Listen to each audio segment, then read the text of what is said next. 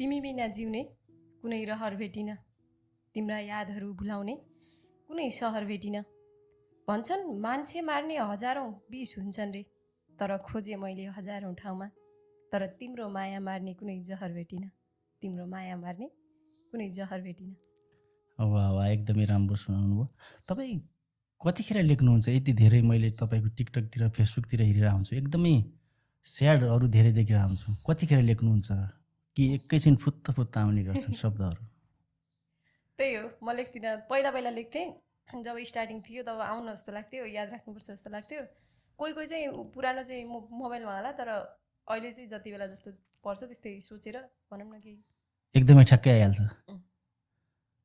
किनकि मेरो त्यस्तो गजल टाइप अनि मुक्तक टाइपको हुन्न नि त, मिलाउनु पर्दैन। मेरो भावनात्मक हो, भावना टक्क कसैको फिलिङ्सलाई चाहिँ त्यसमा प्रश्न पोख्न सक्नु पऱ्यो, त्यही हो। शब्द चयन राम्रोसँग भए पुग्यो। कति भयो तपाईँ यो यस्तो भावनाहरू भन्न थाल्नुभएको, लेख्न थाल्नुभएको? 4-5 महिना समथिङ।